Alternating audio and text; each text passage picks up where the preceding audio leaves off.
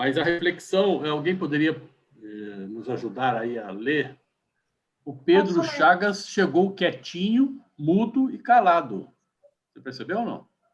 É quietão mesmo, está bem... Ele está absorto, ele está absorto. Quem sabe ele possa ler para nós aí. Que Posso os últimos ler, professor? Pode, ele então chegou vamos lá, Maria. atrasado, ele vai fazer, então, a oração final, porque... Por exemplo. Então, os últimos serão os primeiros. Já vi escrito em algum lugar isso. Os últimos serão os primeiros. É tudo do estatuto, isso. Tudo, tudo. Boa noite Estatuto a do todos. Evangelho. Então, comeu muito bolo para o aniversário dele ontem, deve estar meio devagar. Então, tem desconto, né? Semana de aniversário tem desconto, pode chegar até às 8. Vamos lá.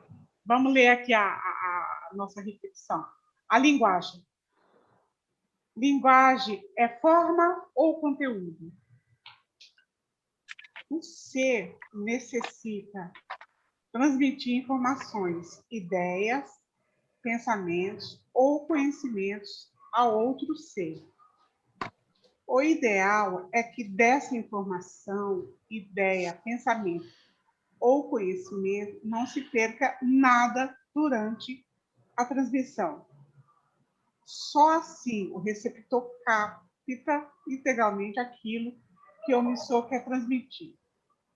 Muitos problemas de relacionamentos humanos podem ter sua origem na falha de transmissão. A linguagem escrita ou falada seria a forma da transmissão? Os símbolos, as palavras, os sons são o conteúdo das mensagens a serem transmitidas? Enfim, a palavra ou símbolo é causa, é efeito ou é o meio do qual se utiliza a ideia? Se não dispuséssemos das palavras, como elaboraríamos os conceitos? Finalmente, conseguimos transmitir ideias sem o uso de palavras ou símbolos? Então, essa reflexão é muito interessante a gente entendê-la bem, porque, embora o título da lição seja a linguagem, é um título, parece comum, mas ela tem uma profundidade muito grande, porque se nós formos fazer uma reflexão desta reflexão, a gente vai perceber que sem a linguagem, nós não somos o que somos, nem filósofos conseguiríamos ser. Que a gente só consegue ser filósofo ou tentar ser filósofo e filosofar alguma coisa quando nós temos a linguagem à nossa disposição. Sem a linguagem, é muito, muito difícil. Eu não vou falar impossível, porque eu tenho um caso aqui que é possível, uma pessoa, pelo menos, que conseguiu ser filósofa cega e muda e surda. Então, eu tenho que falar que demanda um esforço sobrenatural. Mas eu diria que essa pessoa não é comum como nós, né? Uma pessoa fora do comum.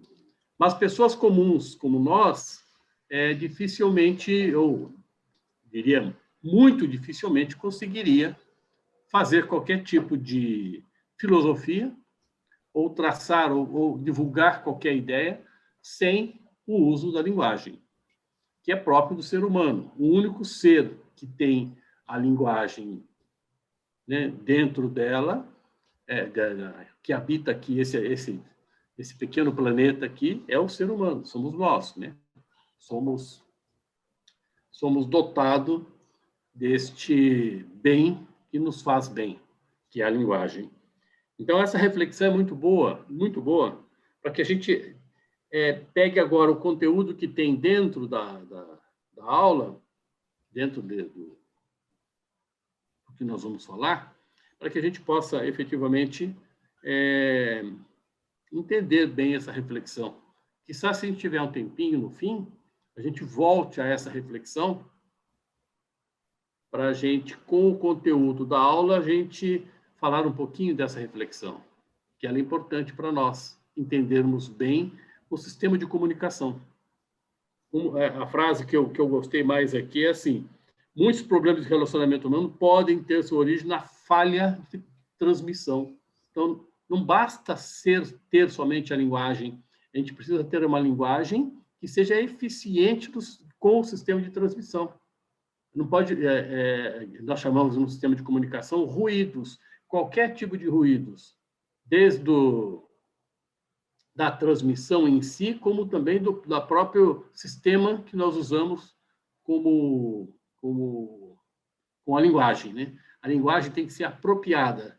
Então, a linguagem não apropriada, ela gera um ruído muito pior que o ruído quando eu estou fazendo uma transmissão por um meio eletrônico ou um meio não eletrônico qualquer que tenha, em algum momento, alguma coisa atrapalhando, né? Algum outro sistema atrapalhando. Então, a gente precisa tomar um cuidado com a linguagem. Então, o processo de comunicação é muito importante quanto à linguagem que utilizamos, né? O jeito de utilizar a linguagem. E a gente, muitas vezes, não tem esse cuidado com a gente mesmo. A gente precisa ter esse cuidado. Principalmente nós, que elaboramos ideias, transmitimos ideias e fazemos com que nossas ideias ecoem, de alguma forma, da maneira correta, né? Que a gente transmita exatamente aquilo que a gente quer transmitir. E que faça isso soar bem no ouvido do outro. Aquela ideia que você quis transmitir, e não uma ideia que não é aquilo que você quis transmitir, mas por ruídos a gente passa alguma coisa que não é muito correta. Então, esse cuidado é importante. Ideias têm que ser muito bem transmitidas, sem falhas, sem ruídos. Ok? Então, essa aula tem um conteúdo legalzinho, simples, bem simples. Eu fiz um PowerPoint, é um resumo do livro, mas com algumas coisinhas a mais e algumas coisinhas a menos. Então, ao invés de a gente se guiar pelo livro, a gente vai se guiar hoje pela apresentação e a gente vai discutindo da mesma forma. Eu ponho e tiro para a gente ir discutindo cada item do capítulo. Ok? Vou, então, me dar um minutinho que eu vou só fazer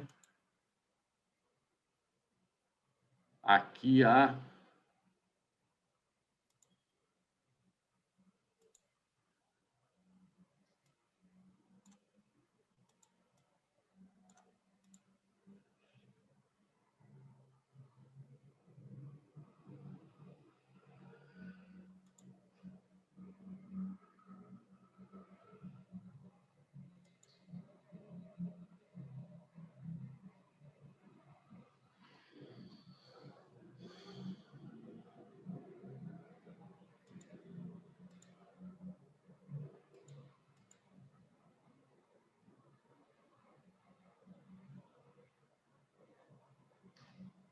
Parará, deixa eu achar aqui.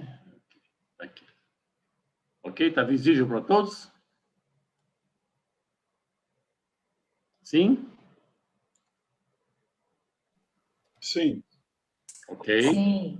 Então, vamos lá. Então, hoje, então, o tema é a linguagem e tal. Vamos lá. Mensagem, né?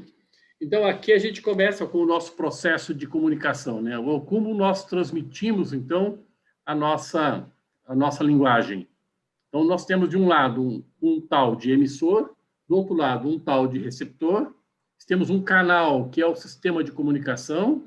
Do lado do emissor, efetivamente, é o emissor, né? Aquele cara que vai dar a primeira mensagem. E, em segundo lugar, embaixo, a gente vai ver o feedback, que é o retorno. Então, o emissor fala, o receptor ouve, ele processa e dá o retorno. Tal do feedback aí, ele retorna para o emissor. Então, o processo de comunicação se dá desta forma, né? Emissor, mensagem, canal de transmissão, receptor, processamento disso dentro do receptor, ele processa isso internamente, desenvolve o que ele vai transmitir como mensagem, que nós chamamos de feedback, e ele retorna para o emissor. O emissor volta a fazer o mesmo processo. Ele recebe a mensagem via feedback, processa isso internamente, cria uma nova mensagem e retorna pelo canal que os dois estão utilizando. No nosso caso aqui, o canal que nós estamos utilizando é o Zoom, né? O Zoom que faz essa intermediação entre o que eu estou falando, o que vocês estão ouvindo e depois o feedback que vocês retornam com a mensagem que vocês entenderam, não entenderam, discordaram, ou concordaram, ou querem adaptar. Qualquer coisa que vocês retornem com a mensagem que eu estou passando para vocês, nós chamamos, neste caso aqui, de feedback. Ou seja, eu sou o emissor, vocês são os receptores, o canal é o Zoom, a mensagem é o que eu estou falando, e quando vocês retornam com um pitaco qualquer ou informação qualquer, a gente chama de feedback, e o processo é contínuo. Se em algum momento tiver no canal, na mensagem ou no feedback, um ruído, qualquer ruído, a mensagem ela é distorcida, ela chega de maneira distorcida num dos dois pontos, ou no receptor no momento que ele está recebendo, ou no emissor quando ele está recebendo o feedback, né, o retorno da informação. Então, esta imagem elabora bem o processo, o sistema de comunicação pela linguagem falada, neste caso, né? Falada, que é o processo mais comum de comunicação. E aqui, então, a importância da linguagem. O quanto importante a linguagem em si para que a gente tenha a menor quantidade de ruídos e que essa mensagem chegue até nós de maneira boa, né? De maneira, se possível, ótima, para que seja inteligível.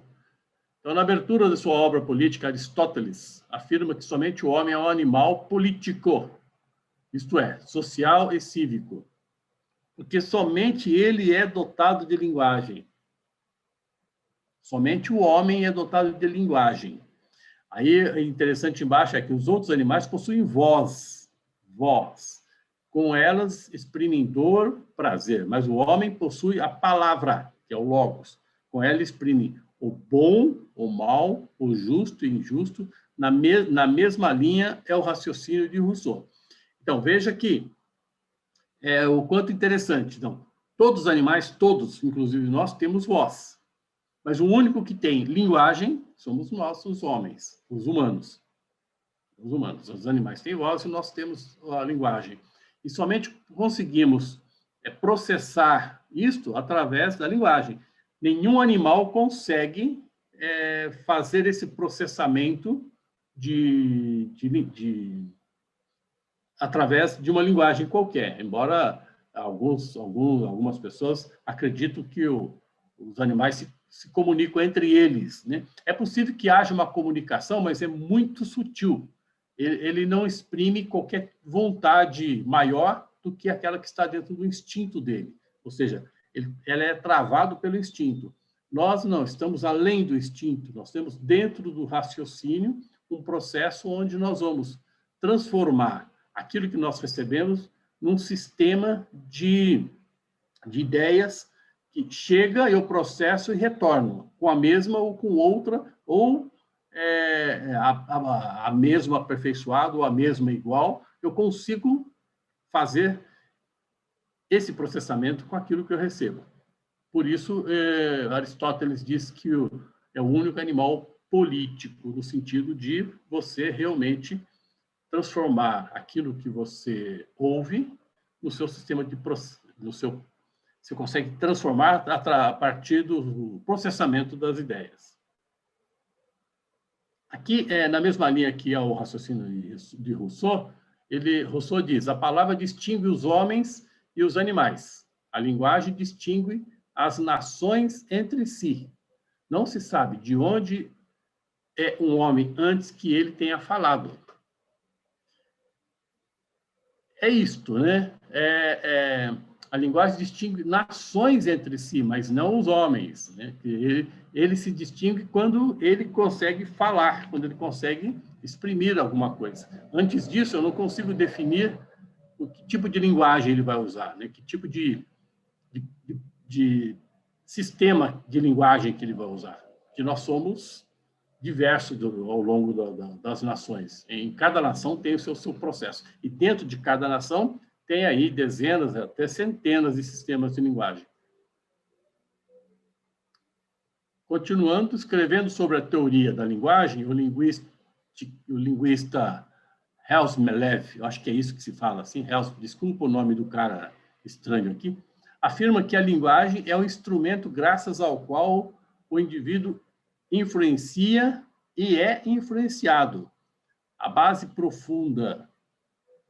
Ficou coberto aqui, que eu não consigo tirar essa coisa daqui. A base mais profunda da sociedade humana. A base mais profunda da sociedade humana. No meu caso, está coberto, porque eu estou com a tarja embaixo aqui, eu não consegui ler.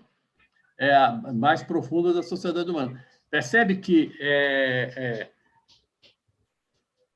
quando fala que o indivíduo influencia e é influenciado, exatamente esse sistema de linguagem que é utilizado, né? Então, o cuidado que nós temos que ter quando eu posso utilizar a linguagem para influenciar alguém, que tipo de influência eu vou transmitir? Que tipo de influência eu quero ter com a minha linguagem? E o inverso é verdadeiro. Quando alguém está falando, né, em qualquer sistema de comunicação em que eu estou ligado nela, que tipo de influência esta outra pessoa, o emissor, neste caso, está tentando fazer comigo? Então, eu posso estar sendo influenciado, e somos influenciados a cada instante, pelas mídias, hoje está pior ainda, pelas mídias sociais. Todas as mídias sociais, e aquelas que não são tão sociais assim, tipo TV, algumas televisões abertas, tais, em que eles empurram para você aquilo que eles querem que você ouça, e aquilo que você quer que eles querem que você seja influenciado por aquelas palavras, pelaquela linguagem que eles estão passando para você. Então, o cuidado que nós temos que ter é nos dois sentidos, né? No sentido de ouvir a linguagem para não ser influenciado de maneira errada, e não, quando você é emissor, né, você tomar um cuidado também de não influenciar de forma errada a pessoa ou as pessoas que estão te ouvindo. Porque você é responsável por aquilo que você fala. Nós somos responsáveis por aquilo que nós falamos, por aquilo que nós emitimos. As nossas ideias ecoam, as nossas ideias são ouvidas. Então, se nós resolvermos transmitir alguma coisa que não seja lá muito ético ou muito honesto, esse tipo de influência que você pode exercer nas outras pessoas é danoso, né?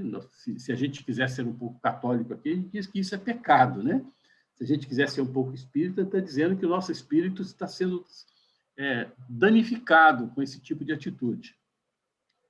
Quando eu sou influenciado, o pecado está em você aceitar coisas sem fazer o seu devido processamento. Você é dotado de um sistema de processamento muito bom.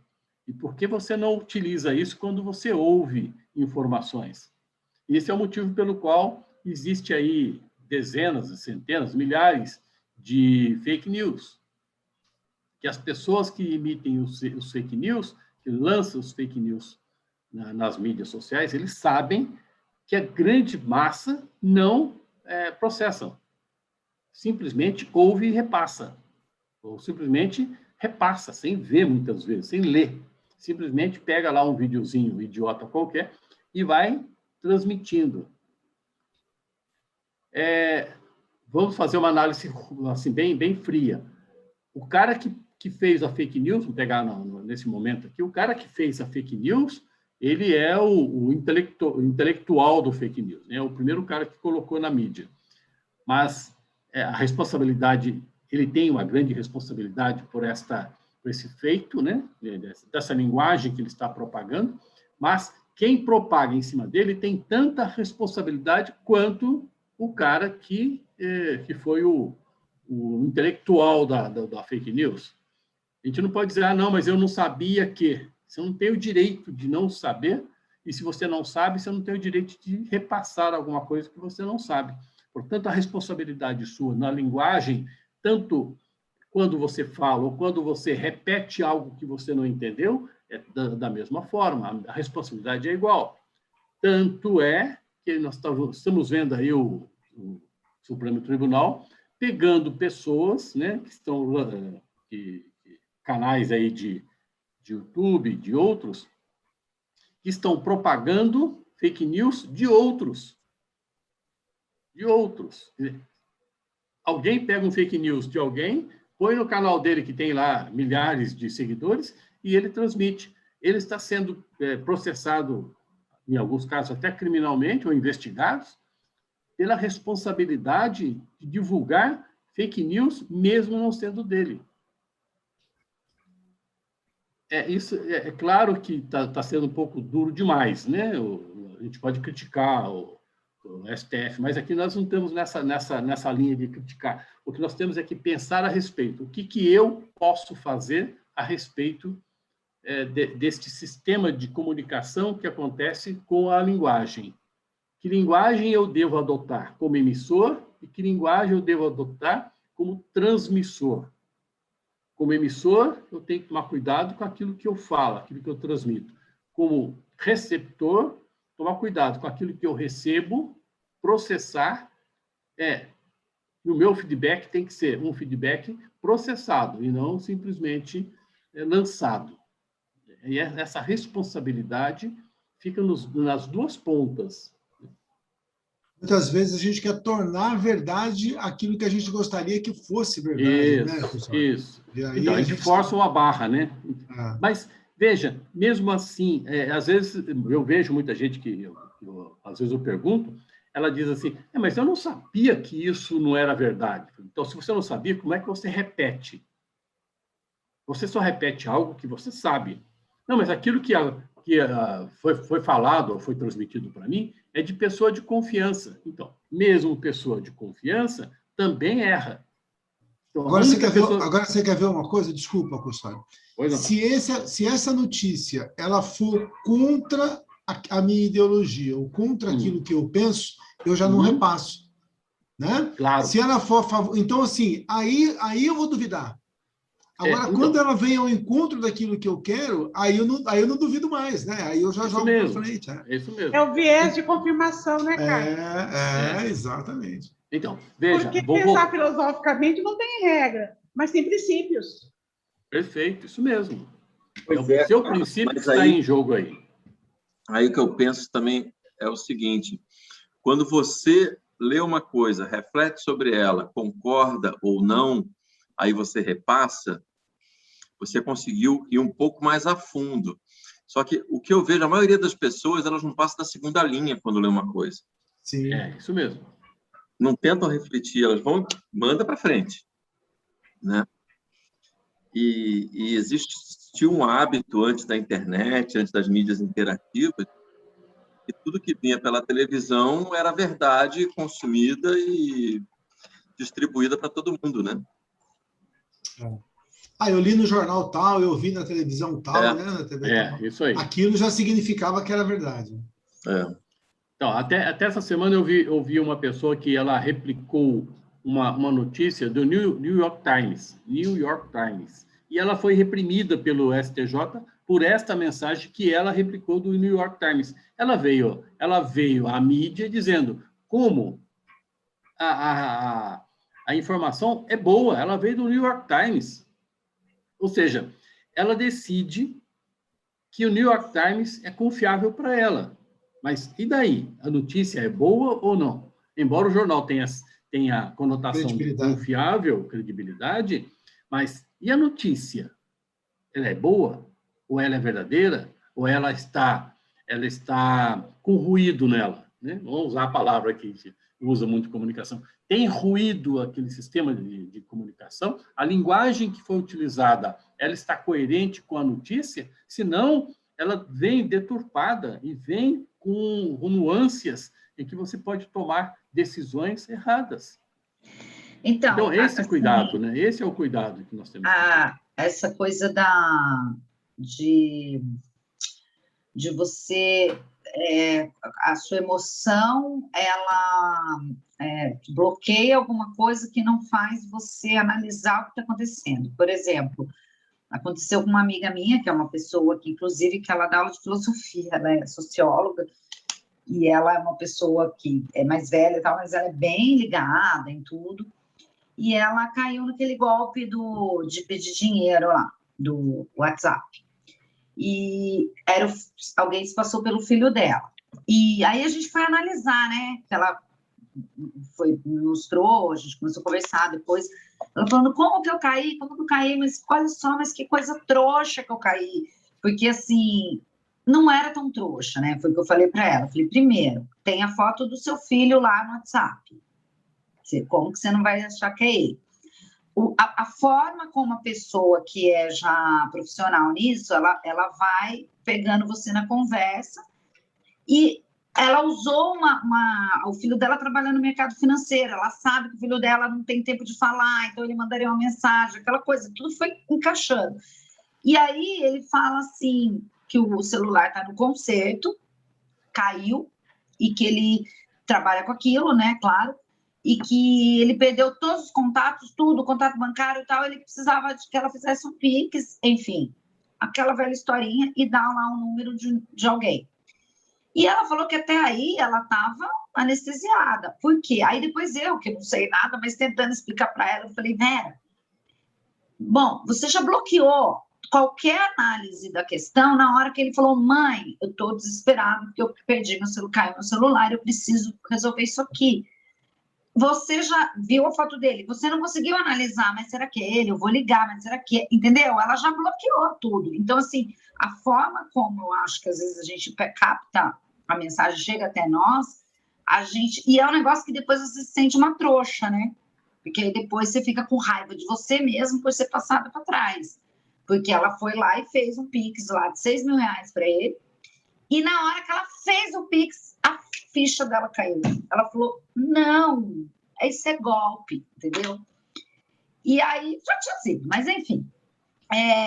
Onde eu quis chegar é isso. Eu creio, eu não sei, não estudo isso, mas a gente tem dispositivos na mente que eu acho que bloqueiam quando a coisa nos envolve emocionalmente com aquilo, com aquela linguagem, entendeu? E aí a nossa capacidade analítica reduz, né? Porque você não consegue pensar. Tanto é que esses bandidos, eles são muito espertos, porque eles pegam justamente aí, né? No emocional da pessoa. Quando eles ligavam para fazer aquele negócio de sequestro, geralmente era de noite. Você está meio atordoado, você acorda, você recebe uma ligação, né? Dificilmente você vai parar, pensar e falar, não, na hora você já cai. Então, assim, tem isso também, que no sentido dessas notícias, eu entendo, que às vezes chega para você aquele churrado de notícias, você não consegue nem selecionar, né? Você não consegue filtrar. Por isso que é importante essa coisa de não repassar realmente, porque chega e pega você já, você vai naquela linha, você já olha, você não quer... Você compra a ideia, né? Você não vai analisar para ver se é verdade. Isso mesmo. É isso mesmo. Nós vamos falar daqui a pouquinho. Tem um outro tema aqui na frente, que a gente fala sobre a linguagem emotiva, né? E é exatamente isso. É que ela tem o objetivo de levar a emoção ao outro. É claro que, neste caso do golpe, a emoção é arrancar dinheiro do outro. Mas existe outros processos de comunicação, pela linguagem emotiva, onde a emoção é necessária. E tem outros processos de comunicação onde a lógica, né, a emoção menos tendenciosa é obrigatória, né? É obrigatória para que haja realmente o objetivo seja atingido na sua totalidade. Qual é o objetivo, né? Oi. Custódio, a Ellen está dando um exemplo. Evangélico rezando para Deus. Não basta só falar, não, tem que gritar. Tem que gritar, porque Deus é meio surdo, né? A princípio, Deus é meio surdo. A família evangélica, então... Mas, na verdade, eu falei que é o pastor, né? Ele coloca muita emoção para dar o testemunho dele. Isso mesmo. Mas quando você faz isso, esse é uma técnica, né? Quando você está num auditório e que você quer que as pessoas fiquem prestando atenção em você, você tem que levantar a tua voz, erguer a tua voz. E aí você não deixa a pessoa pensar. E você pode perceber que os pastores, de um modo geral, eles falam direto, eles não fazem nenhum tipo de intervalo, nenhuma coisa assim. Então, vocês podem pensar a respeito também, né? Coach também grita muito. Grita, então, porque ele não deixa você pensar. Ele quer que você ouça na íntegra aquilo que ele está falando, da maneira como ele está falando. Então, esse é uma técnica que se usa. Ninguém fala assim, vamos pensar junto a respeito de tal assunto, e dá aquela paradinha de 10 segundos. Isso não, porque ele deixa as pessoas pensarem. E quando as pessoas pensam, é perigoso. Dependendo do cara que está no palco, é perigoso. Então, o cara que está lá e não quer que haja uma interação, porque interação não é boa, no caso do pastor, ele massacra em alta velocidade, em tom bem alto, bem forte, para que ninguém pense. Então, você fica ecoando aqui no teu ouvido e vai. Você sai para casa sem sua bolsa, porque na porta o cara está falando para você doar lá seus alguns treinamentos também, que eu já assisti, eu fico reparando, é sempre assim, são músicas altas, coisas empolgantes, né? Muita coisa de vibe, vamos lá, não sei o quê. E a pessoa sempre gritando, e com certeza uma técnica de neurolinguística, sei lá, isso aí, PNL, para você focar naquilo, e talvez tenha um lado positivo também, que você consegue fazer essa transformação, mas também deles venderem o que eles querem, né? Claro. De você cair no que eles querem. Volta naquilo que nós estamos falando no slide anterior. Você está sendo influenciado para tomar uma ação que é determinada por aquilo que você foi fazer. Então, é vender um curso? O cara precisa vender o curso. Então, ele vai fazer para você uma apresentação tão emocional, tão emotiva, e num sistema tal que você não pensa, você entra só na emoção. Quando você assina um cheque lá para pagar, ou faz o Pix, que agora é mais fácil, você, nossa, por que eu comprei isso? Né? Nem sei por que eu vou comprar. Mas você comprou naquele processo de emoção. Então, é técnica, e a gente tem que ficar esperto nisso, né? Porque nós somos levados a fazer isso. E a internet está cheia disso. Eu estava lendo que as mídias sociais, isso foi um estudo. Por exemplo, o YouTube, o Instagram, por que eles são viciantes? Por que você fica lá horas? Porque eles são vídeos curtos, rápidos, né? E eles te dão para você olhar, e a forma como é feita ali, você produz alguma coisa, não sei se é serotonina, o que é, e te dá a sensação de prazer vendo aquilo. Por isso que você não consegue sair daquilo. E eu tenho uma amiga, por exemplo, que ela é até consciente disso. Ela tem que fazer um tratamento, porque ela falou que ela é compulsiva. Ela fica no Instagram para comprar não sei o quê, comprar proteína, barra de proteína, comprar creme para ruga, porque ela fica vendo aquilo lá. É muito doido. E ela sabe danado isso, danado. E tem gente que fica para ver a vida alheia de artista, né? Aí fica lá. Aí eu conheço gente que fica horas em rede social perdendo tempo, né? Porque você perde um tempo precioso. E aí tudo é uma coisa que é uma técnica, te dá prazer. Eu não sabia disso. Depois que eu fui lendo, eu falei, claro, você tem, é prazeroso, o seu cérebro sente uma necessidade de prazer, por isso que você fica tanto tempo com naquilo, né? Isso aí. Vamos lá. Força da linguagem. É o outro item aqui para a gente falar um pouquinho. Ela está sempre à nossa volta, sempre pronta a envolver nossos pensamentos e sentimentos, acompanhando-nos em toda a nossa vida. Na Gênesis, ou em Gênesis, na Bíblia judaica cristã, Deus cria o mundo do nada, apenas usando a linguagem. E Deus disse, faça-se. Segundo consta, ele falou bem alto, tá? Bem alto. Faça-se. Porque todos nós precisamos ouvir. Porque ele disse, foi feito. A palavra divina é uma força criadora. Que interessante que, quando a gente fala em força criadora, nós estamos falando da energia que a nossa voz, né, ou a linguagem que nós emitimos, junto com a linguagem que nós emitimos as ideias, aquilo que nós lançamos tem uma energia danada. Então, novamente, o cuidado em usar essa energia de maneira correta. Deus usou muito bem, né? Ele gritou, faça-se, e fez-se o mundo.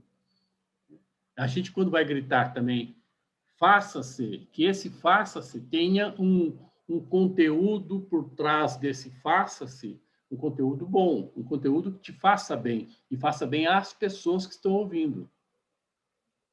Porque tem uma força, né? Tem uma força uma energia, a gente pode chamar de força, ou pode chamar de energia, que é melhor, porque ela realmente envolve as pessoas que estão do teu lado.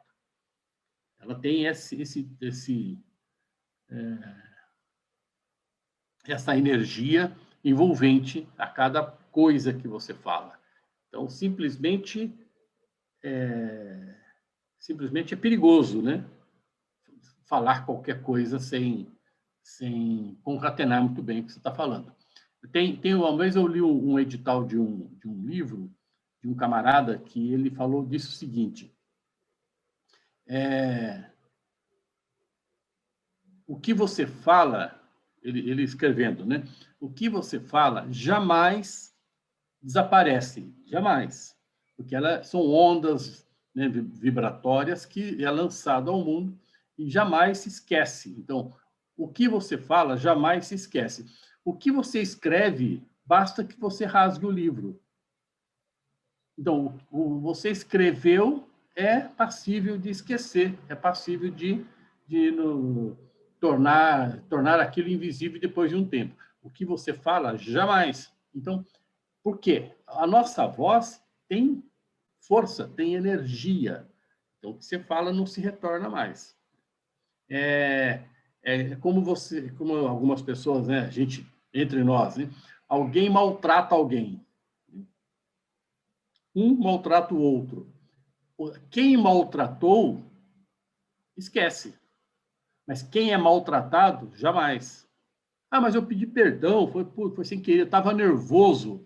Nervoso ou não, aquele maltrato que você fez gerou uma força, uma energia que repercute ao longo de um tempo longuíssimo. Então, por isso que o maltratado não esquece jamais, né? Ele fica sempre com aquilo na cabeça.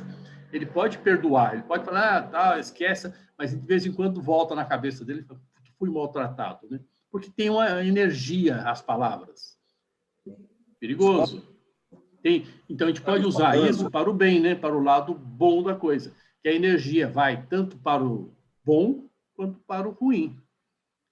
Sabendo disso, é melhor que a gente use para o bem e não para o mal. Fala, Felipe. Desculpa, eu te interrompi. Sem problema. O que você está falando está me lembrando uma coisa. A gente está estudando nas quartas-feiras com o grupo o Obreiros da Vida Eterna, a série do André Luiz. Uhum. E nesse livro, por alguns capítulos, ele trata muito sobre o poder da palavra. E lembra um pouco aquilo que a gente estudou com vocês antes sobre Platão.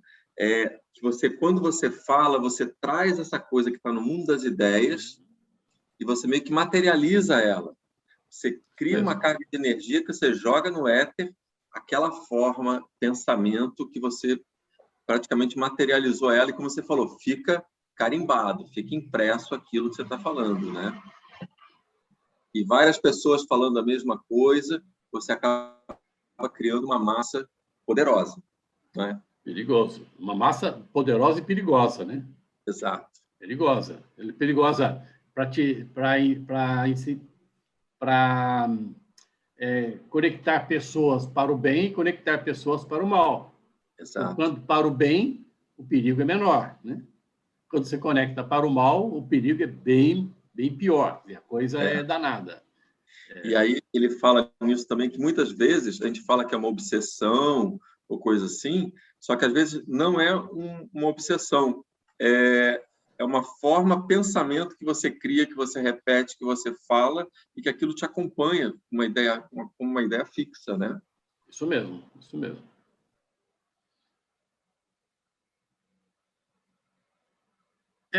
Aqui um slidezinho que mostra a diferença entre mito e filosofia. No livro, ele fala em logos, né? Que é podemos traduzir rapidinho logos como filosofia, porque, na realidade, logos é como pensar. Então, o logos é o lado racional da coisa. O mitos não é o lado racional, é o lado criativo. Então, mito. Buscar explicações através de genealogia, rivalidades ou alianças entre divindades. Ou não há preocupação com contradições. Existe grande presença de concepções cosmológicas em suas interpretações. Este é o mito, é o lado criativo da coisa, né? É o lado que o livro aqui se refere à mágica, né? As palavras mágicas, que é o mito. E na filosofia, um pouco diferente. Lá exige-se explicação coerente, lógica e racional. Explica a produção natural das coisas através da observação dos elementos naturais. E não admite contradição. Então, a diferença entre você trabalhar com o mito, que era antes da filosofia, né, a tal mitologia, era exatamente isso. Você não se preocupava muito com algumas coisas, né, com o racional. Na filosofia, a coerência, a lógica e o racional é obrigatório. Tanto que nós estamos trabalhando exatamente aqui nisto, né, no racional, tirando todo tipo de elementos que possam influenciar na sua lógica. Motivo pelo qual a gente sempre grita, né? Cuidado quando você ouve alguma coisa. Cuidado ao falar. Antes de falar, faça uma observação para si mesmo daquilo que você vai falar. Porque é obrigatório que você seja coerente, lógico e racional dentro da filosofia. Custódio, uma pergunta. As parábolas do Evangelho podem ser consideradas um mito? Mitos? Então, ela tem um pouco de mitologia, evidentemente, né? Porque, na realidade, você vai ver que tem histórias que são alegóricas, mas dentro das histórias, dentro do conceito história, tem uma essência. E o que vale para nós, na realidade, é buscar a essência do ensinamento que foi colocado dentro daquela história. Então, são histórias reais? Absolutamente não podemos afirmar que sejam. Mas, dentro desta história, tem a essência de uma ideia em que você tem que buscar, ou deveríamos ir buscar esta essência, trazer para você e utilizar como modo de vida. Então, não dá para você dizer que é uma história jogada de lado. Se você fizer isso, não tem o valor do Evangelho. Não dá para você falar que é real, que é lógico e coerente, porque realmente tem fatos ali que não tem... Tipo o camelo no buraco da agulha. Exatamente, alguma coisa assim. Né? Não dá para você falar isso. Isso é real. Mas tem uma essência. São analogias, né? São analogias. Eu gosto de pensar como essência, né? Dentro daquilo, eu busco a essência que me faz bem, qualquer que seja, e a minha busca de essência, ou seja, a minha essência que eu pego em determinado trecho, pode não ser igual para qualquer um de vocês. Pode ser diferente. Sim. Depende da minha necessidade, né? A minha necessidade naquele momento. Como os mitos da antiguidade também tinham sua essência, sua moral. Tinha, claro. E eu gosto de assistir filmes, quando tem filme de mitologia, principalmente a grega, né, que é a mais famosa. É interessante como é que o cara chegou naquele personagem, né, ou naqueles personagens todo estranho. Mas aí a análise que eu tento fazer é por que aquilo, né? O que aquilo fazia bem para as pessoas que estavam em volta daquilo. De alguma forma, era importante para as pessoas que viviam naquele momento. Mas não era jogado... Dentro do próprio cristianismo, Custódio, se você me permite, existem mitos, né? Por exemplo, quando você pega a filiação divina de Jesus, ela está muito ligado a mitos lá da mitologia grega, né? Claro, onde a gente vai ver, no caso... Né? Então o cristianismo ele é recheado de mitos, né? De analogias, né? E aí cabe a gente tentando pegar ali a verdadeira mensagem, né? Como disse o Custódio, e separar o joio do trigo. Aí, né? Isso mesmo. O Carlos parece que leu o meu pensamento, né? Que se a gente perguntar aqui para alguém no grupo qual é o nome do seu trisavô, né? Não vamos nem tão longe, não precisa nem ser o tátara, né? Eu acho que poucos de nós vão saber, eu não sei mesmo o nome do meu, né? E a gente pega aqui em Mateus e eles conseguem fazer a árvore genealógica aqui de Jesus sem internet, né? Completinha. Eu não sei se todo mundo conhece, tem só no capítulo 1 do Evangelho de Mateus, né? E para que isso? Né? Para justificar que ele vem ali da tribo de onde sairia o Messias, né? Isso aí. Muito bom. A origem da linguagem. Bom, a linguagem é natural aos homens ou é uma convenção social? É uma pergunta aí, né? A linguagem é natural aos homens ou é uma convenção social? E aí? O que vocês acham? Ela é natural aos homens? Quando a gente fala homens, é homens, né? As mulheres não entram aqui, tá, Ana? É natural e eu acho que é natural. Eu entendo que é natural. Eu acho que é o que difere a gente dos animais, né? Exatamente. Mas e aí? Ela não é uma convenção social? Também. Natural e convencional. Isso aí. É natural aos homens e também não deixa de ter uma convenção social, né? Nós precisamos de viver em sociedade. Nós vivemos em sociedade e só sabemos viver em sociedade. Portanto, embora a linguagem seja natural aos homens, porque só os homens têm o poder de falar, né? Também não deixa de ter uma convenção social. A linguagem, como capacidade de expressão dos seres humanos, é natural, mas as línguas são convencionais, isto é, surgem da condição histórica, geográfica, econômica, política, políticas determinadas, ou, em outros termos, são fatos culturais. Isso é interessante, né? Interessante. Quando eu vi essa origem da linguagem, eu fiquei pensando que nós conseguimos muito bem expressar exatamente os nossos sentimentos no nosso idioma, né, que nós usamos para fazer a linguagem, o nosso idioma, quando o nosso idioma é o aprendido natural, né, aquele que está dentro do nosso... onde nós nascemos, né? Porque quando você aprende um idioma qualquer, a sua linguagem não é natural. Você não consegue exprimir ideias da mesma forma como você exprime com o seu idioma natural, né? Aquele que você viveu nele, você cresceu nele, você teve a sua cultura, os seus fatos culturais embutidos dentro da tua vida. Portanto, a gente precisa essa linguagem. Quanto mais vivida, quanto mais estando em condições naturais, onde você vive efetivamente, ela tem mais, como diz, ela exprime melhor as tuas ideias.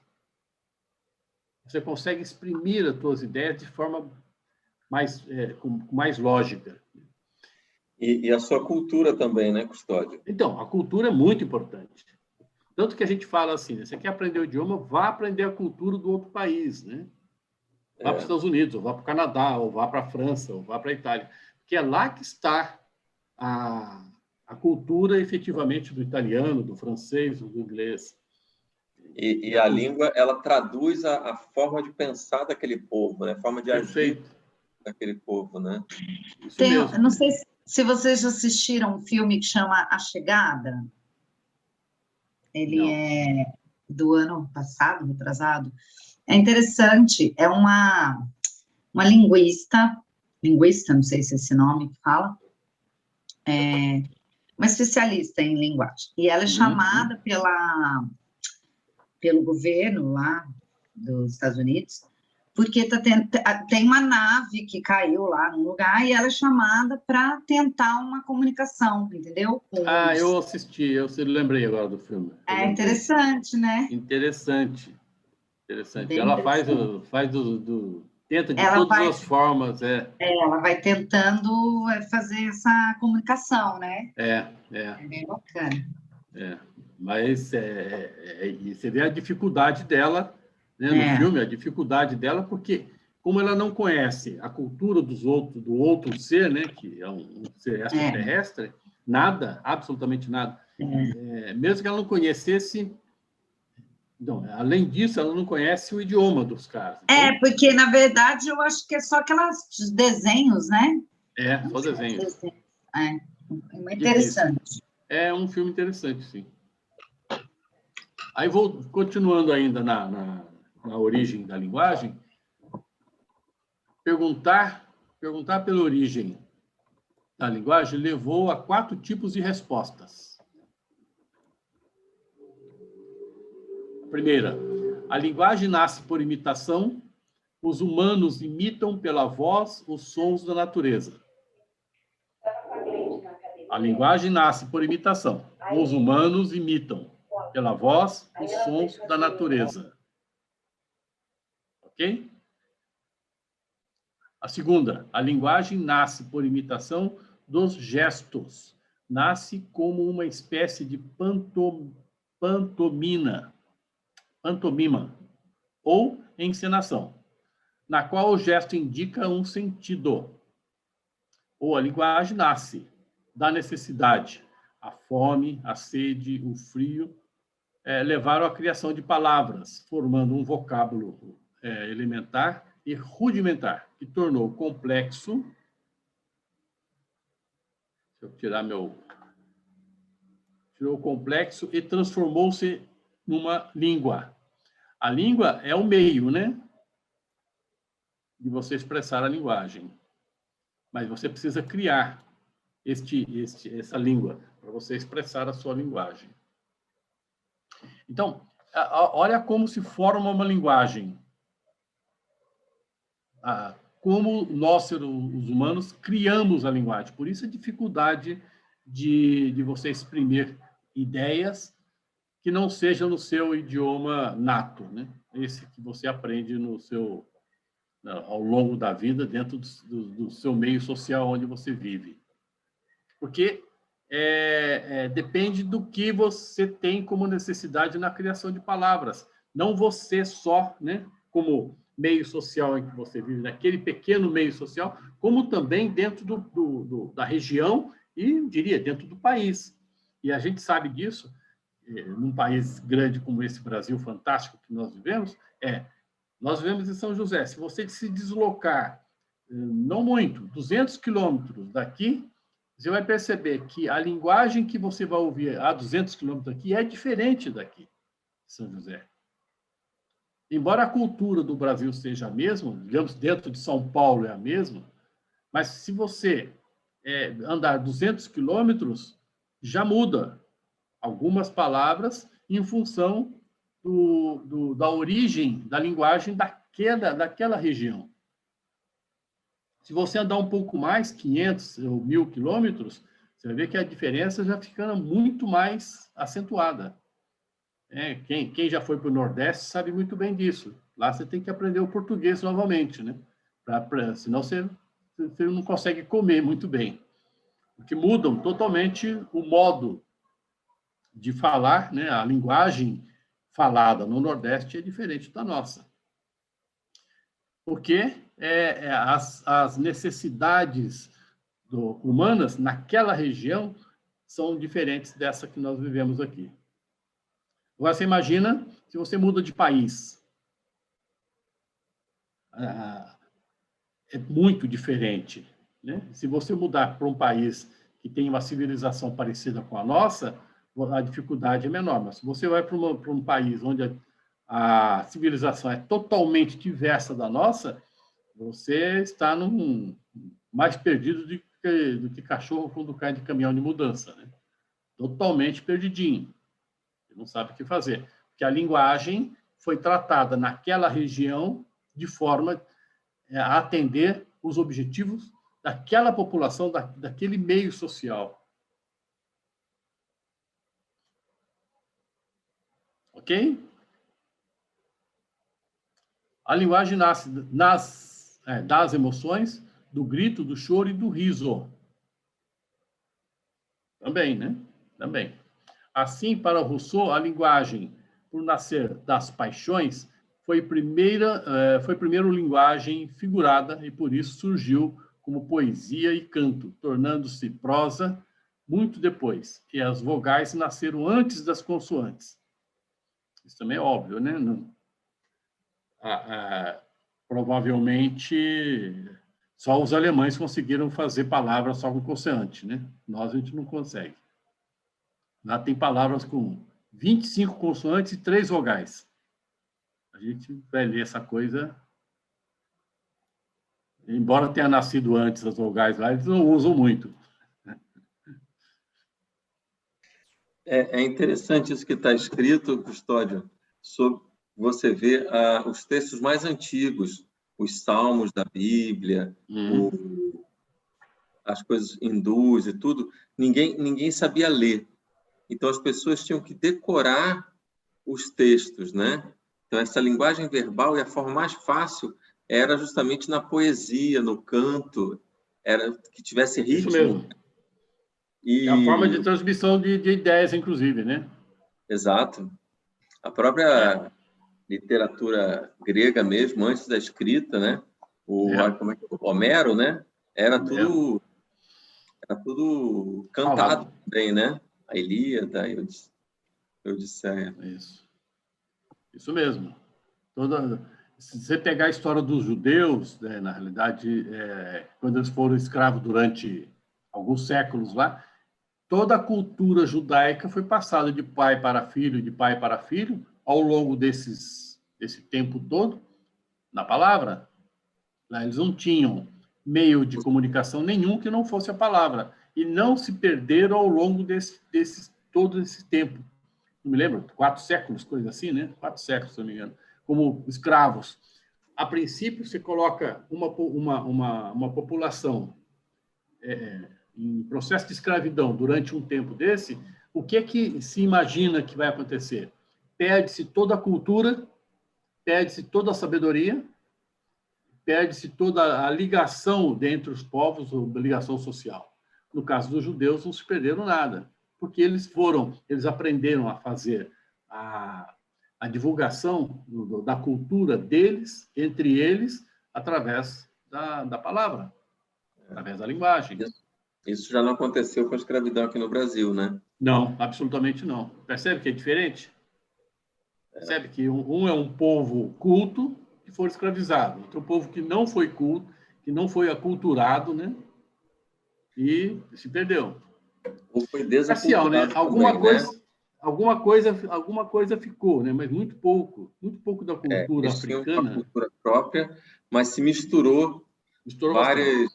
Eles não botavam todos os mesmos países dentro do mesmo grupo, né? Justamente para ter essa briga e essa desaculturação. Até na África, até hoje foi feito isso. A África do Sul trocava etnias de região para região para que eles perdessem esse aculturamento. Isso mesmo. Mas talvez não foi pela religião também, porque o judeu ele tem aquela coisa de não misturar, não sujar a raça, né?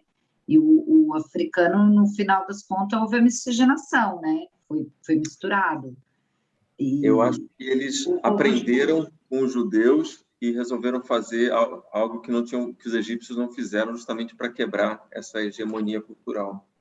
Os dois tinham esse problema de cultura, né?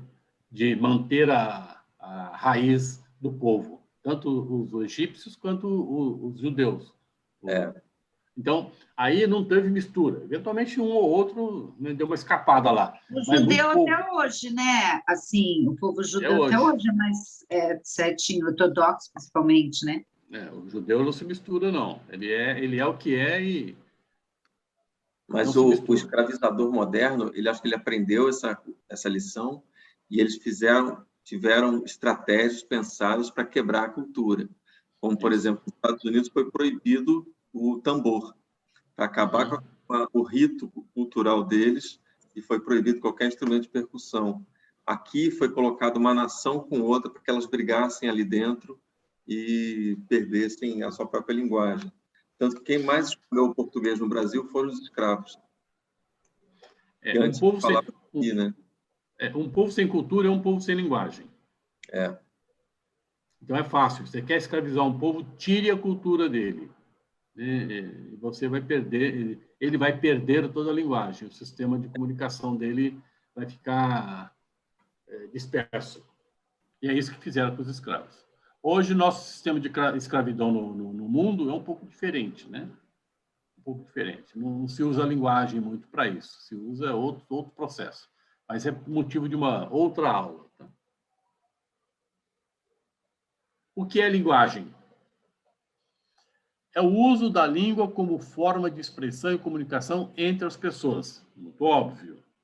A linguagem não é somente um conjunto de palavras faladas ou escritas. Também é composta de gestos, expressões e imagens. Claro, né? Ninguém fala, ou pouca gente fala, sem qualquer tipo de expressão, né? Qualquer tipo de gesto, ou qualquer tipo de imagem. A gente busca expressar nossos sentimentos, as nossas ideias, através de um conjunto de palavras. E junto com essas palavras, tem uma série de outros componentes que ajudam a fazer com que as ideias fiquem mais claras, que o meu objetivo seja alcançado com mais qualidade, né? Que eu realmente consiga chegar até lá. Linguagem é a capacidade humana de articular conhecimentos e compartilhá-los socialmente. Eu gosto muito disso, né? É a capacidade humana de articular conhecimentos e compartilhá-los socialmente. Quer dizer, ao fato de você ter o conhecimento, mas quando você não consegue compartilhar, ele perde o sentido de tê-lo, de ser conhecimento. Ele só é conhecimento para quem o tem, mas serve muito pouco só para quem o tem. Você precisa compartilhar socialmente. E a linguagem, ela é o único instrumento capaz de fazer com que o compartilhamento social exista dos conhecimentos. Todo e qualquer processo humano capaz de expressar e compartilhar significação constitui linguagens, tirar fotos, pintar quadros, produzir textos e músicas, escrever jornal, dançar, etc. A linguagem, portanto, nomeia, fixa e concebe objetos, utiliza conceitos e tem por função permitir a comunicação. Então, basicamente, nós chegamos aonde nós iniciamos, né? Então, a linguagem é o que permite o processo de comunicação entre nós. Nós só somos o que somos, se comunicando porque existe uma linguagem. Se não existisse a linguagem, não existia qualquer tipo de comunicação. Ou comunicação até poderia existir, mas de forma muito rudimentar, como acontece entre os animais. Existe um processo de comunicação bem rudimentar entre eles. Mas está muito longe do nosso processo de comunicação pela linguagem que nós temos.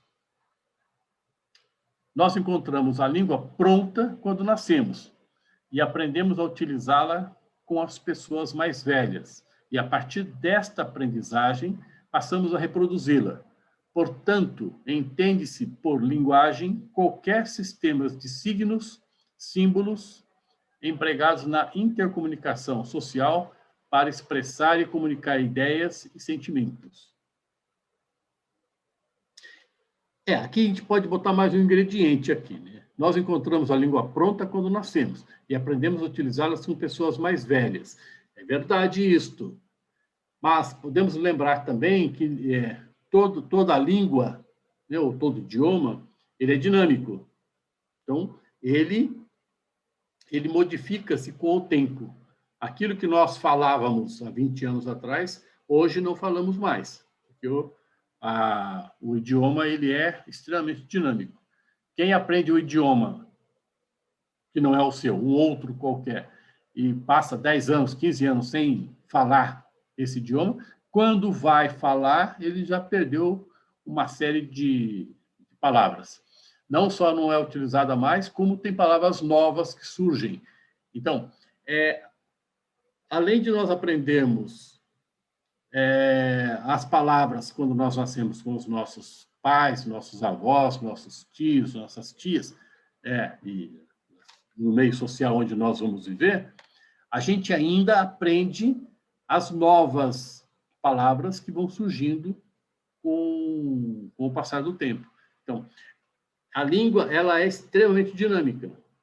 Ótimo que seja assim, porque isso faz com que ela fique viva ao longo do tempo. Então, nós temos, por exemplo, o latim, né? O latim é considerado uma língua morta, né? Língua morta.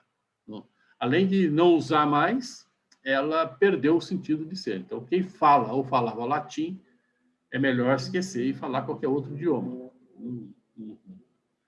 É tida como um idioma morto, ou uma língua morta.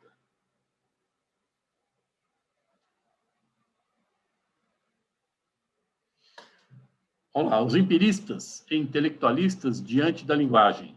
Vamos falar agora dos filósofos, o que eles falavam com relação à linguagem, principalmente os empiristas. Para os empiristas, uma imagem é a associação de vários elementos independentes que provêm da sensação e dos movimentos corporais e são unificados pela mente do sujeito. Lembrando que empirista é aquele cara que é o filósofo, né? Os empiristas eram os filósofos que tinham como filosofia que o conhecimento somente vinha pelos sentidos. Não tinha outra forma de você obter conhecimento a não ser pelos sentidos. Então, se a gente voltar aqui, então, para os empiristas, uma imagem é a associação de vários elementos, ou seja, ele está falando que você precisa de uma linguagem através de uma imagem, né, que provém das sensações dos movimentos corporais que são unificados pela mente do sujeito. É assim que você adquire uma linguagem. A linguagem, um pouco mais abaixo, é um conjunto de imagens corporais e mentais formadas por associação e repetição e que constituem imagens verbais, isto é, palavras. É claro, eu posso exprimir uma ideia de várias formas, né? De várias formas. E eu escolho a forma que eu exprimo as minhas ideias com a quantidade de palavras, primeiro, com a quantidade de palavras que eu as tenho. Eu não posso exprimir sem as palavras que eu tenho. Então, depende da minha educação, né? E quando eu falo educação, estou falando de educação formal, né? Aquela que eu aprendo na escola. Se eu tiver uma boa formação, eu tenho uma quantidade de palavras muito boa e eu posso exprimir as minhas ideias com mais facilidade. Eu busco as palavras, aquelas que melhoram o entendimento das minhas ideias e coloco no ar.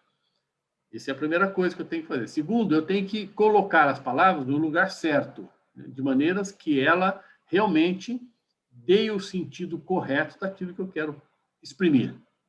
Senão eu consigo fazer um balaio de gato aí. Para isso, eu preciso conhecer muito bem a linguagem que eu estou falando, né? Quer dizer, o idioma que eu estou falando, e eu preciso usar muito bem, não só a memória, como o raciocínio, para que eu possa exprimir muito bem aquilo que eu quero como objetivo. Ok? Bom, esses são os empiristas. Agora vamos falar o que os intelectualistas pensam. Os intelectualistas, embora aceitem que a possibilidade para falar, ouvir, escrever e ler esteja em nosso corpo, na anatomia e fisionomia, afirmam que a capacidade para que a linguagem é um fato do pensamento ou de nossa consciência. A linguagem é apenas a tradução auditiva, oral, gráfica ou visível do nosso pensamento e de nossos sentimentos. É um pouco diferente do que os empiristas pensam, né? Aqui, os intelectualistas dizem que vem do nosso pensamento, da nossa consciência, e não através das imagens, como os empiristas imaginavam que é a formação da linguagem. E aqui ele vai um pouco mais longe. A linguagem é apenas a tradução auditiva, ou seja, você aprende pela audição, oral ou gráfica, ou visível dos nossos pensamentos, dos nossos sentimentos. É um outro modo de pensar do processo de linguagem, do processo de captação de linguagem.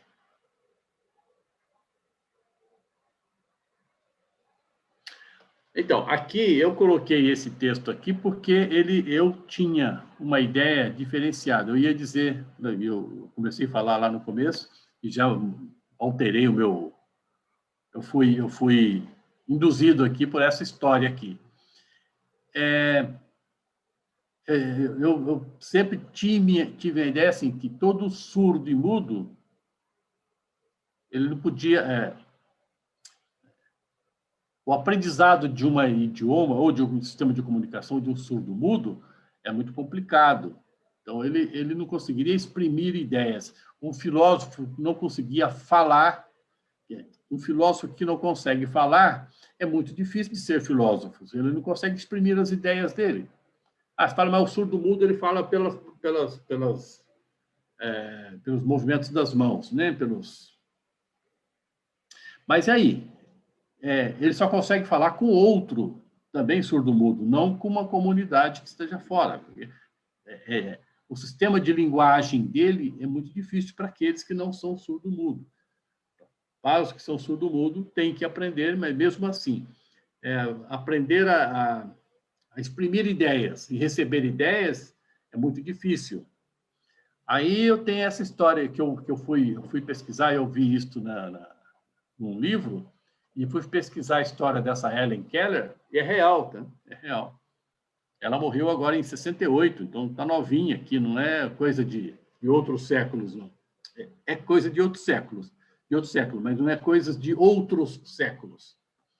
Então, diz assim, a grande prova dos intelectualistas contra os empiristas foi a história de Helen Keller, nascida cega, surda e muda. Ela teve uma doença, quando jovenzinha, ainda bebê, que eles chamavam, na época, eles chamaram de febre no cérebro. E ela teve esse surto, então ela cresceu ainda bebê, surda, cega e muda. Ela aprendeu a usar a linguagem sem nunca ter visto as coisas e as palavras sem nunca ter escutado ou emitido um som. Se a linguagem dependesse exclusivamente de mecanismos e disposições corporais, Ellen jamais teria chegado à linguagem. E aqui estoura a ideia dos empiristas, que ele precisa de uma imagem para aprender, né? Ou de sentir as coisas para aprender uma linguagem. No caso dela, não. Ela aprendeu sendo cega, surda e muda. Então, como é que foi o processo? Bem sucinto aqui. Ela sentia correr a água de uma torneira enquanto a outra mão segurava um lápis e, guiada por uma professora, ia traçando as palavras água. Assim, a linguagem seria um fato puro da inteligência, uma atividade intelectual, simbólica e de compreensão. Uma pura tradução de pensamentos.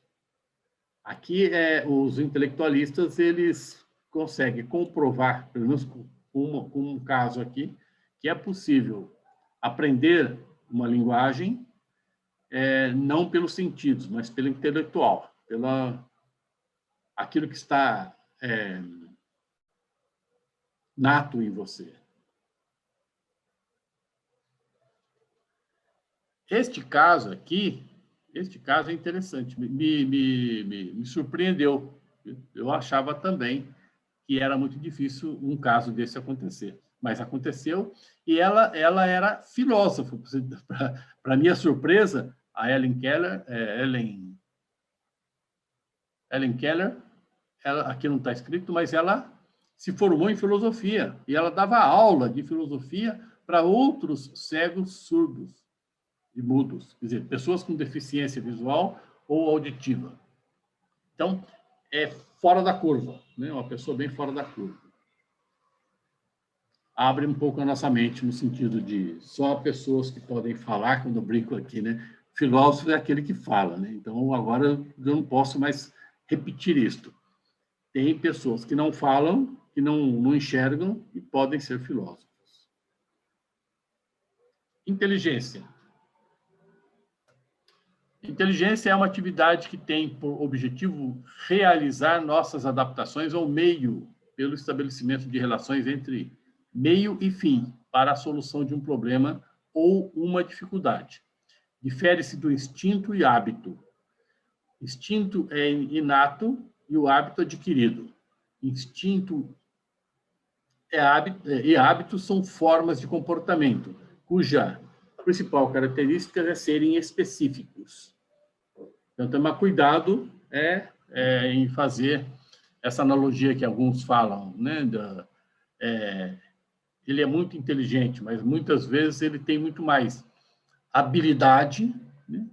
Tem hábitos pela habilidade, e tem um instinto muito mais aguçado, e isso não é inteligência, né? Só para repetir aqui, é a atividade que se tem por objetivo realizar nossas adaptações ao meio pelo estabelecimento de relações entre meio e fim, para soluções de problema. Nem sempre o instinto resolve problemas de grande dificuldade.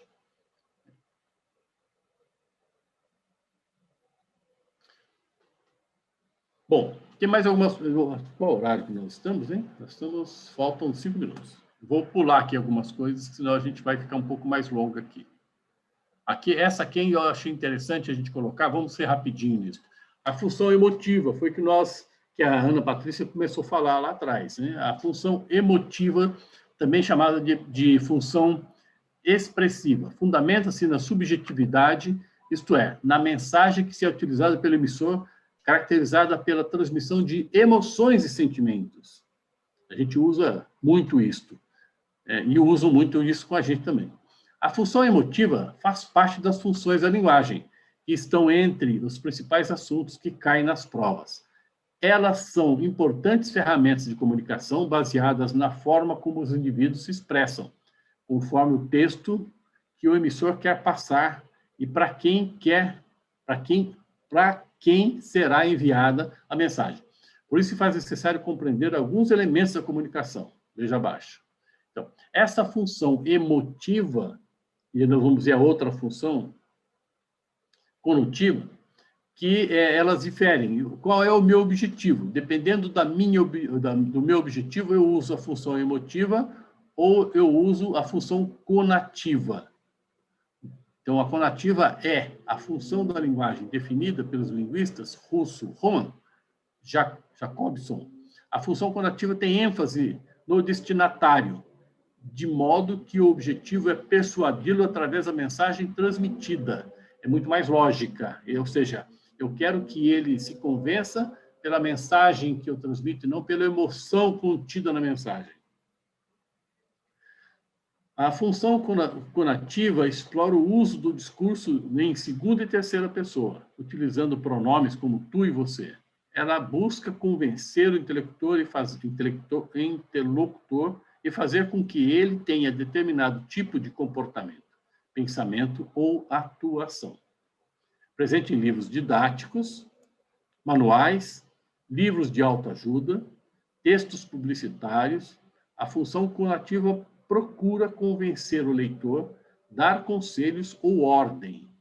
A função da linguagem conativa utiliza vocativos, verbos no imperativo e pontos de exclamação. Sua finalidade é focar o discurso de modo que excite a atuação do intelector.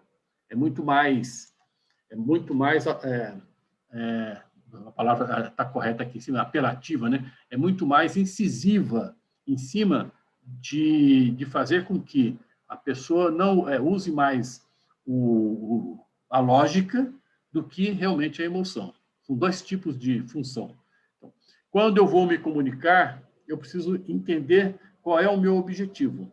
Se o meu objetivo é fazer com que a pessoa cumpra determinada ordem, né, que eu estou passando, que eu quero passar, eu tenho que usar a função conativa. Se eu quero que ela, pela emoção, faça alguma coisa utilizando a sua própria emoção e não a mensagem que eu estou passando, eu uso a emotiva.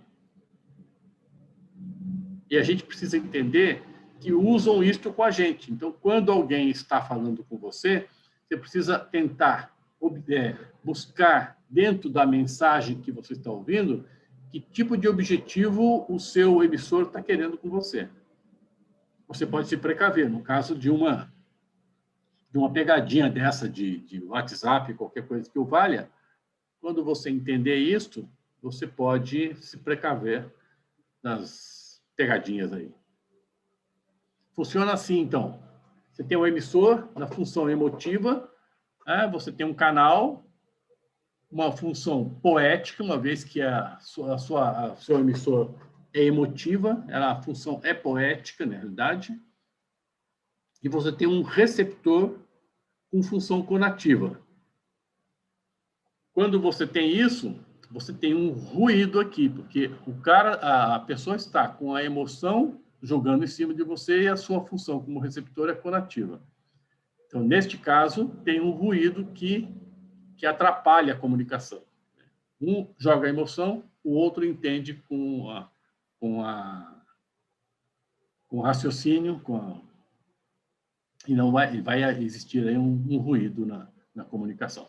Ou seja, o emissor não vai ter sucesso na sua fala. Ok? Aqui também o livro aqui busca o vocabulário que revela o indivíduo, né? E é interessante, né? O vocabulário realmente revela o indivíduo, revela quem somos. Quando nós começamos a falar, nós mostramos exatamente quem somos. Ou falar ou escrever, mas é mais comum no falar. Então, nós vamos entender que tipo de educação esse emissor tem, nós vamos entender isso, que tipo de intelectualidade, que tipo de cultura, de convicção, de profissão, de origem, entre outras. Dá para a gente fazer uma análise do indivíduo pelo vocabulário ou pela linguagem que ele exprime. Ok? A gente não pensa muito nisso, né? Mas quando você está diante de alguém em que você quer mostrar exatamente quem é você, é melhor você pensar nesse tipo de revelação. O que você quer revelar para o seu receptor? Ou o que você não quer revelar para o seu receptor, né? O que é mais importante ainda. Às vezes você, numa brincadeira, você quer fazer alguma coisa meio desajeitada e você dá a entender para o seu receptor algo que você não é. Então, a brincadeira está aqui. Cuidado com aquilo que você revela nas suas palavras. Linguagem no mundo espiritual. Isso nós vamos descobrir daqui um pouco, daqui uns 20, 30, 50 anos, né? Quiçá. Lá nosso sistema de comunicação só existe aqui no mundo físico, porque nós estamos dentro de uma matéria chamada corpo físico. Lá não existe corpo físico, portanto, o sistema de comunicação no plano espiritual, a gente chama de telepatia, pode chamar de outro nome, mas o processo é através de emissão de ondas, né, entre os seres espirituais. Portanto, a linguagem lá é diversa da linguagem daqui. E como é que faz a comunicação, então, entre seres encarnados e desencarnados? Por isso que um espírito precisa sempre de um encarnado para traduzir aquilo que ele precisa passar para o mundo físico aqui. Ele não consegue sozinho, só o espírito, fazer a comunicação com o mundo físico, uma vez que ele não tem o sistema físico da fala, né? Não consegue. Então, tá aí por que isso acontece. Conclusão, estamos no horário agora. Se alguém tem mais alguns pitaquinhos, dá tempo ainda de 2 minutinhos. Não? Tudo bem? Vamos ler a conclusão, então? Quem quer ler a conclusão? Falei muito até agora.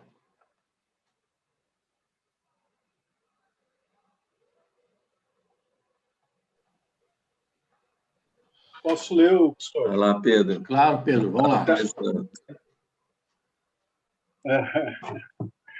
Falando pouco hoje, né? Estou vendo, estou vendo. Após Aconteceu com nos você. debruçar... Problema de voz aí, não? Tranquilo. Então vai. Não, cansaço da semana mesmo, que essa semana foi bem...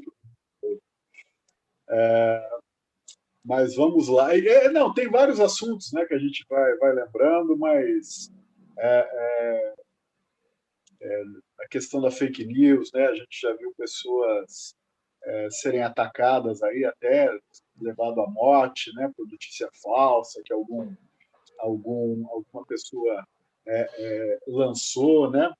A gente, quando lê Paulo Estevão, também via que alguns dos perseguidores de cristãos entregavam pessoas. O cara queria comprar as terras do outro, o cara não queria vender, então falava que o cara era cristão para sofrer perseguição e ele ali usurpar a terra do outro. E coisas assim, né, que a gente acha que é novidade, mas o ser humano já traz aí durante muito tempo. Bom, conclusão. Após nos debruçarmos fixando o foco na linguagem, podemos perceber a importância do meio de comunicação entre os seres. Sem entrar no mérito do conteúdo, concluímos se tratar de uma forma, no mínimo, incompleta para podermos transferir uma ideia precisa que necessitamos transferir ao interlocutor. Fica a nossa pesquisa referente a esse meio no mundo do espírito. E só também, para ilustrar, né, a gente que tem carreira aqui em vendas, né, eu conheci cada vendedor na vida, principalmente na época dos planos de saúde, que desafiavam todas as regras de conduta, né? E eram os campeões assim, de vendas durante vários meses, até anos seguidos aí, né? Que são coisas que eu acho que já entra mais no poder de persuasão, carisma, outras coisas também que cada um carrega. Isso aí. Alguém mais? Mais algum? Tudo bem? Já que falou de vendedor, Pedro, eu sou vendedor, não dá para você vender nada por e-mail, não. Não. É mais difícil, viu? É mais difícil. Pode ser por uma videoconferência, isso pode, né? Isso dá para fazer. E mesmo assim você olha um para o outro, né?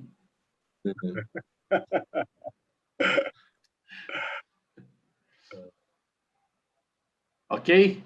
Podemos fazer a nossa prece final, então? Quem estava destacado para a prece final mesmo? Não lembro. Acho que era o Pedro mesmo, não era? Aquele Pedro? É o Pedro? Acho que era. O cara que chegou os últimos para disfarçar. Os últimos serão os primeiros, é isso? Nesse caso, o primeiro serão os últimos, né? Vocês não entenderam o meu código de linguagem? Eu falei, vou ler. Entendemos. Esse é o motivo pelo qual você está sendo convocado. Ok. Vamos lá, meus queridos. Vamos lá. Então, vamos agradecendo a Deus, a Jesus, a toda essa espiritualidade maravilhosa que nos acompanha, nos orienta, nos traz aqui esta noite, aos mentores ou mentoras desse curso também, que vai nos fazendo cada vez mais despertar, aprender pouco a pouco a utilizar todas essas ferramentas que trazemos como espíritos encarnados. Então, agradecemos ao Pai por essa oportunidade, agradecemos a toda a espiritualidade por ter envolvido o nosso amigo, nosso irmão Custódio, nesta noite, para fazer essa brilhante apresentação. E pedimos ao Pai que sempre mantenha esses queridos amigos espirituais conosco, para que possamos sempre optar pelo melhor caminho. Assim, desejamos um ótimo fim de semana a todos e que na próxima semana possamos estar aqui reunidos novamente. Que assim seja, graças a Deus. Amém. Beleza, pessoal. Gente. Obrigado, viu, Custódio? Obrigado a todos. Nada, disponha. Boa final de semana a todos. Uma ótima semana de trabalho para a semana que vem a todos. Bom trabalho. Gente. Né? Boa noite. Beleza. Obrigado. Tchau. Tchau. Boa noite. Tchau.